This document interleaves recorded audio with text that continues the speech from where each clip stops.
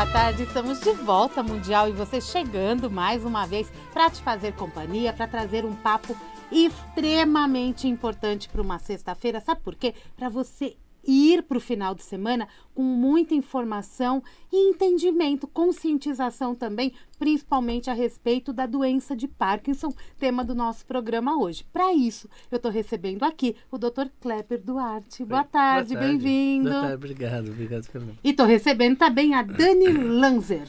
É assim que eu pronuncio o seu sobrenome? Tá certo. Bem-vinda, Dani. Obrigada. O Dr. Kleber é médico neurocirurgião e a Dani, ela é idealizadora do perfil do Instagram Vibra com Parkinson. Virou uma ONG?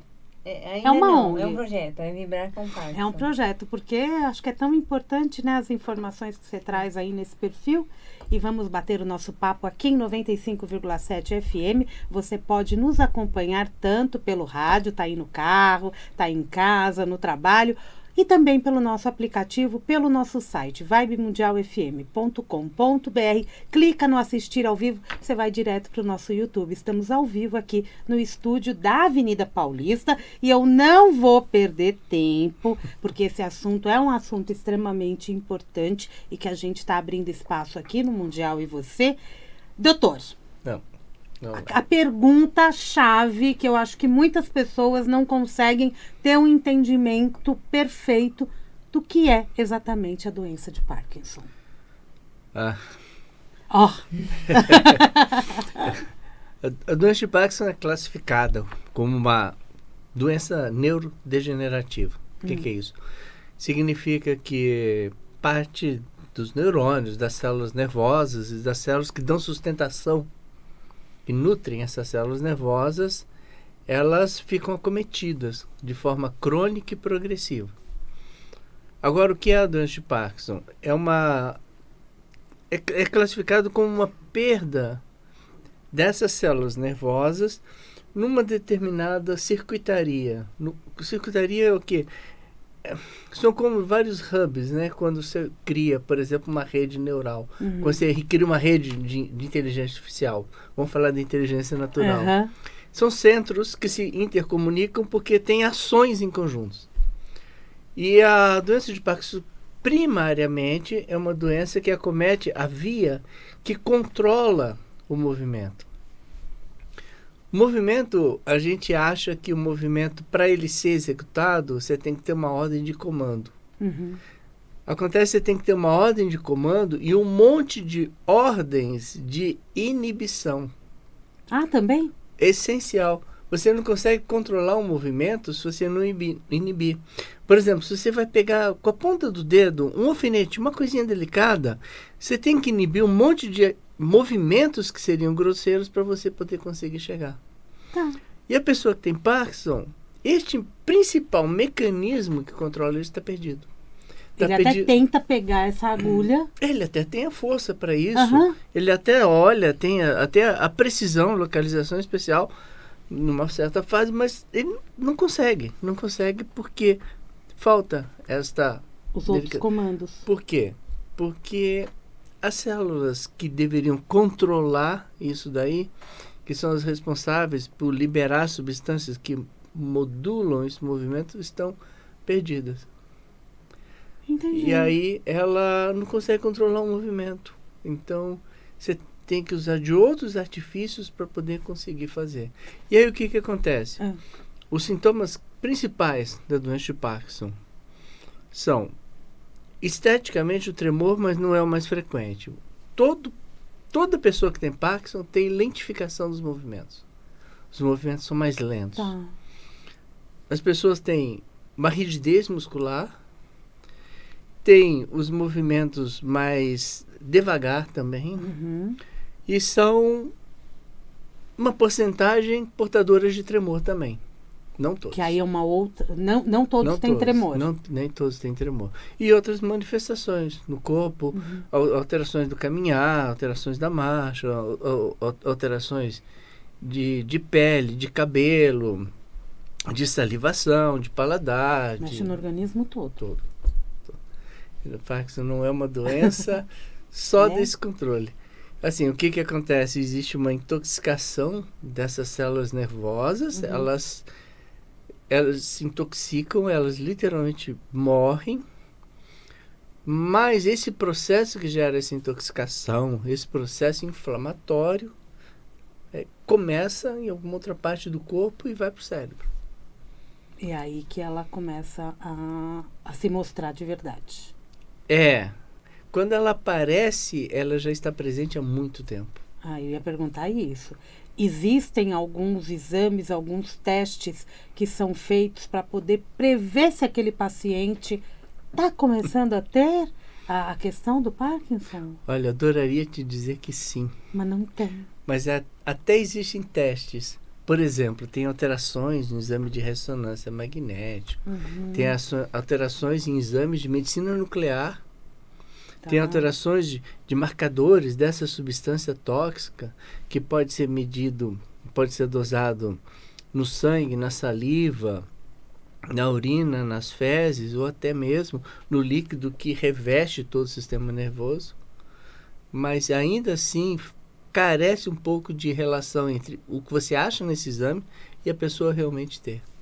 Por isso também a conversa com o médico acaba sendo muito importante para um diagnóstico, essencial. Né? A maior dificuldade no Parkinson é você fazer o diagnóstico do Parkinson antes de ter os sintomas do Parkinson. Imagino que sim. Porque alteração de sono. É um sintoma. Alteração do paladar. Outro sintoma. Oleosidade da pele. Perda de cabelo. Alterações do hábito intestinal. Flutuações do humor. Alterações da digestibilidade. E se confundem com muitas outras doenças. Dor lombar, fadiga. Tudo isso pode estar presente e às vezes aparece muito tempo antes. Às vezes 20 anos antes ele já começa a demonstrar e a gente começa a ir atrás de outras situações. Dani, você é paciente, né? Convive com o Parkinson. Como que foi para você esse início? Ter as sensações dos sintomas, chegar até o diagnóstico, você chegou a comentar comigo que demorou para você ser diagnosticado, foi o doutor que te diagnosticou? Não. Nem foi ele. Não. Como que foi isso para você? Então, foi um processo muito sofrido, né? Difícil, porque eu comecei a sentir os sintomas e eu demorei um pouco para procurar o médico, né? Foi depois de uma cirurgia de apendicite que eu comecei a sentir os sintomas. E aí, na época, eu achei que era fraqueza, né? Porque eu estava debilitada logo após a cirurgia. E na época eu trabalhava com pesquisa científica, então fazia cirurgia em animais de pequeno porte. E aí eu comecei a ter dificuldade, né?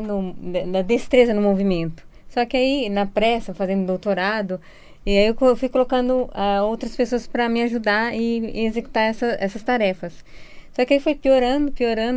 Começou na mão esquerda, né? Era uma vibração interna, assim, que eu sentia, mas não era visível, né? Não era um tremor. E aí comprometeu um braço, depois o lado direito, e aí foram surgindo outros sintomas.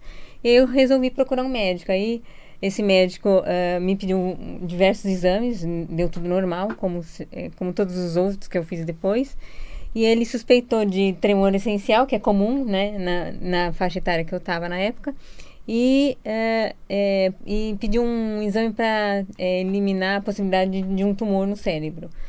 E aí ele me medicou para tremor essencial, só que não era e eu fui piorando. E aí com isso aí começou a busca, né? Comecei a procurar vários médicos, fazer exame e não dava nada alterado. Até que encontrei um médico que era um neurologista, só que ele era especialista em enxaqueca. Ele falou: olha, eu não me sinto... Você já está com comprometimento motor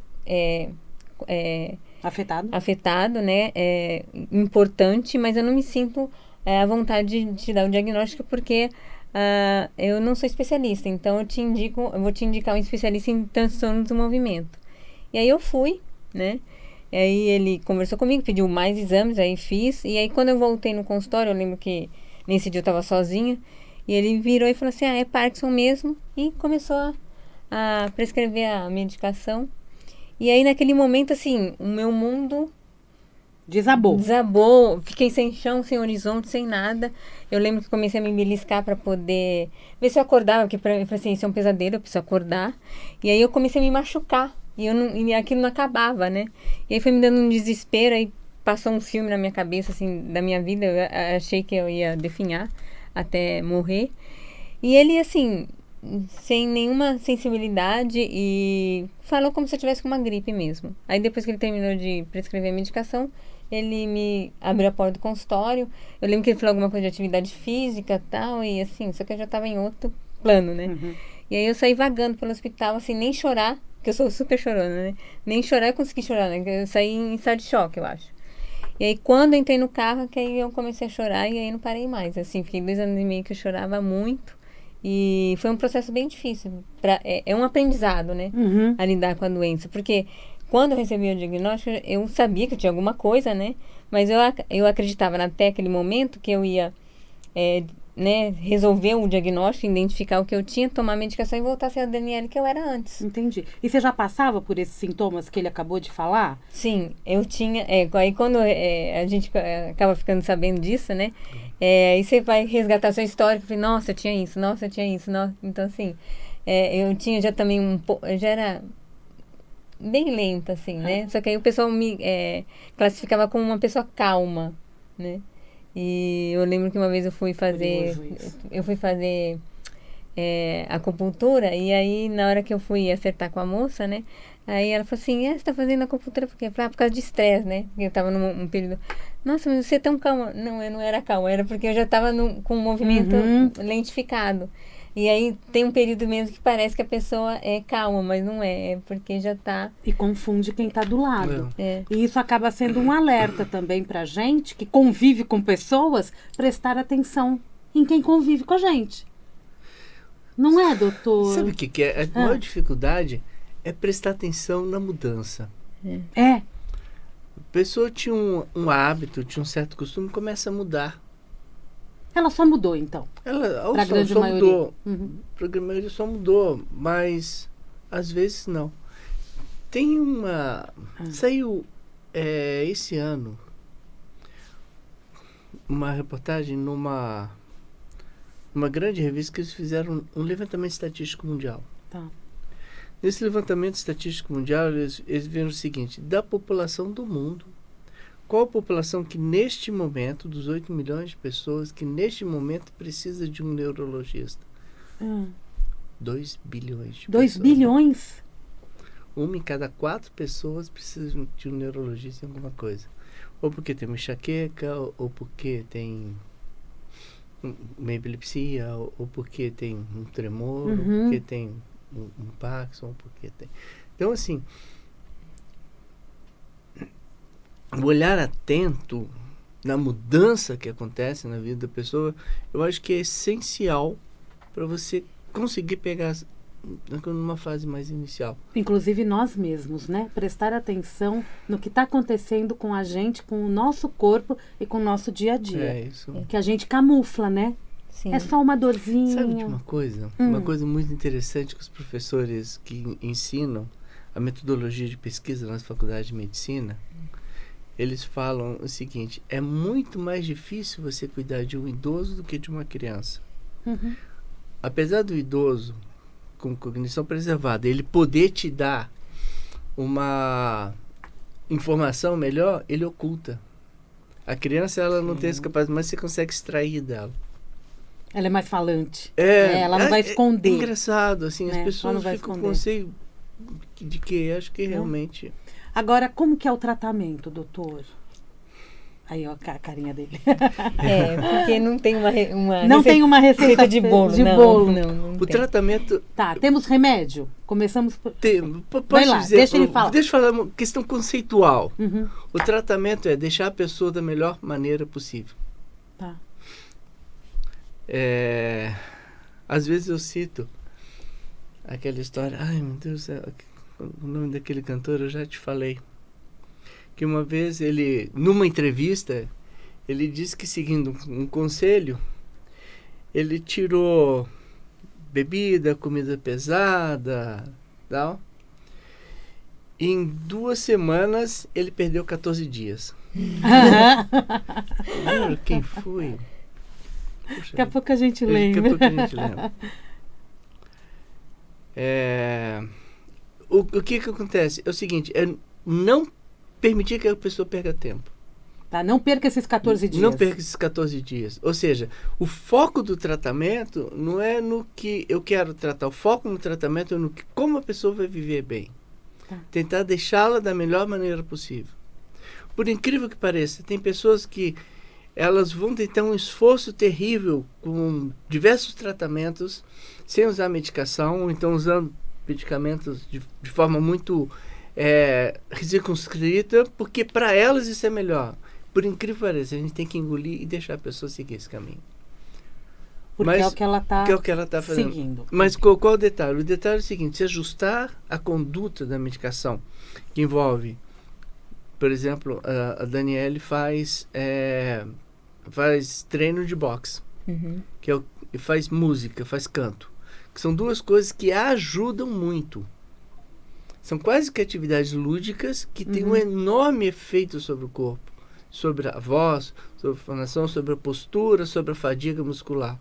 Ou seja, a pessoa focar no que ela pode recuperar, aproveitar o máximo possível de recursos que ela tem e usar a medicação para permitir isso. Então, você usa a medicação e faz essas práticas que para você é terapêutico. E você notou diferença, por exemplo, no teu corpo? Sim, com certeza.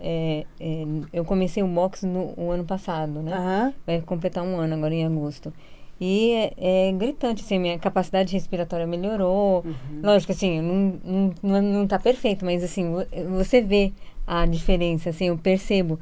E na doença de Parkinson, a tendência é você ir perdendo tudo, né? Então, os recursos que a gente utiliza, principalmente a medicação, é para postergar essa perda, né?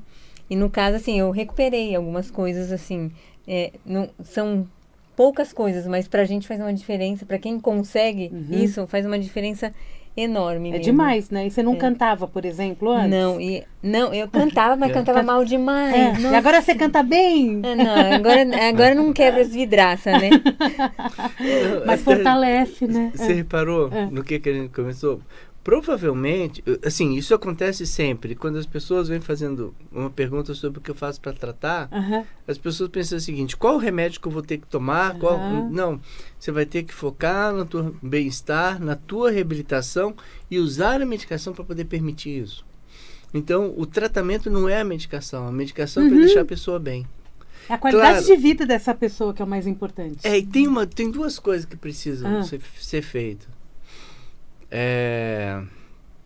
A primeira é usar uma medicação para repor o que está faltando. Tá.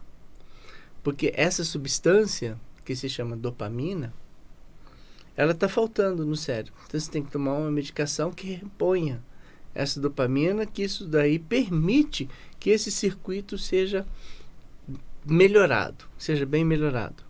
E usar medicamentos para poder tentar barrar o processo inflamatório e agressivo que causa a doença. Então, o tratamento é sempre combinado numa prevenção, com uma medicação de reposição e com reabilitação. Perfeitinho. Muitos famosos, né? Com doença de Parkinson. Alguns. Agora, Biden, o diagnóstico dele é fechado? Não a cara do doutor. Todo mundo fala, assim, né? A mídia fala muito, né? É muito fácil falar, assim, porque... Por exemplo, o Papa João Paulo II teve Parkinson, né? Ele teve um Parkinson numa fase um pouco mais tardia, mas teve um Parkinson que rapidamente evoluiu, inclusive o debilitou dentro do contexto que ele teve. Tem outras pessoas que convivem há muito tempo com isso, mas agora aquela rigidez, aquela lentidão do Biden é possível ser. É possível que seja. Se confunde com outras doenças, né? Confunde. Às vezes o diagnóstico ele demora muito a ser fechado. Né? Pode até tratar, mas pode demorar para ser fechado um diagnóstico. Que existe um detalhe. Por exemplo, alguns dos sintomas do Parkinson são sintomas em outras doenças. Que só o tempo vai... E demonstrando. Demonstrando quem é quem. Entendi. Tem um período de evolução que é parecido, aí depois diferencia, né? Diferencia. Aí tem gente que fala assim, recebi o diagnóstico errado nesse sentido. Não era errado, é porque a doença ainda não tinha, né, doutor? Se instalado? Não talvez. É se instalado, não estava no período de diferenciação, digamos assim. Tá, porque ela tem uma evolução. Exato. Tem algumas coisas assim, exames, por exemplo, tem alguns exames que te dão. Por exemplo, tem uma forma de fazer um exame por ressonância magnética que mede a concentração dessas células, que se chamam células da substância negra, que mede a concentração delas. Então, esse exame, peraí, você faz um cliquinho, realmente positivo. Tem outro exame que mede como está o funcionamento desse circuito de exame, que é um exame de medicina nuclear chamado cintilografia. Você pode fazer um exame, tipo uma punção. Como você faz uma punção para fazer um diagnóstico de uma meningite, que colhe aquele líquido, e analisar, ver se tem algumas alterações. Também são. Mas os exames não fecham o diagnóstico. Os exames te dão uma orientação, norteiam. E siga, né? Agora, fazer as práticas como a Dani faz, acaba fazendo com que a vida dela e a doença seja algo que ela consiga controlar. Assim... Né? Controlar, assim, conviver com menos... assim, eu acho que a doença, ela é muito difícil, né? Porque ela cansa, porque é algo que você... Não é um momento do dia, é o tempo todo. A doença está lá te incomodando, tô aqui, entendeu? Ela te lembra que ela tá lá. Tem gente que fala assim, já falou pra mim, esquece que você tem... Não tem como esquecer, né? Porque você depende da medicação, então tem horas que você tá bem, tem horas que você fica muito ruim. E é assim, ciclando durante o dia, várias vezes durante o dia. E então, assim, uma das coisas que eu acho que o doutor concorda comigo, eu acho que para o tratamento do Parkinson tem que ter um engajamento do paciente, né? Porque tem muitos pacientes que acabam jogando todas as suas expectativas na resposta da medicação e no médico. E se isenta da responsabilidade no próprio tratamento. Então, eu acho que tem que ter o tratamento medicamentoso e outras terapias, a parte emocional e a atividade física. Um tripézinho. Eu acho que tô errado, doutor. Não. E aí a gente tem que tentar manter isso equilibrado, entendeu? Porque se porque tem muita gente, às vezes, se joga na atividade física e não cuida do emocional. Tem que cuidar tem que cuidar do todo, né? Exatamente. A cara do doutor. Não. Fica imaginando ele numa consulta. Não, que eu fico lembrando assim... Cada caso é um caso, Desculpa só citar de novo, mas é que às vezes isso... Eu acho que as pessoas entendem melhor se a gente colocar em plano. Por exemplo, existe uma... Assim, a Bíblia, quando fala alma, a palavra original é uma palavra que significa integridade de corpo, mente e espírito.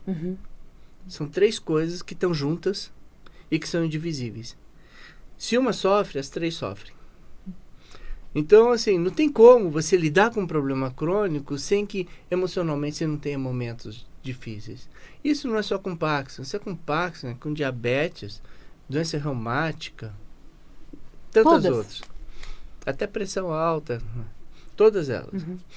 Mas o Parkinson tem um detalhe, por exemplo, uma coisa que ela citou, que foi muito marcante, uma coisa é você fazer um diagnóstico, você está com uma apendicite. Você operou apendicite, tomou antibiótico, você esqueceu que você teve apendicite. Quando você faz o diagnóstico de Parkinson, é um diagnóstico da vida. Vai ter que conviver com ela.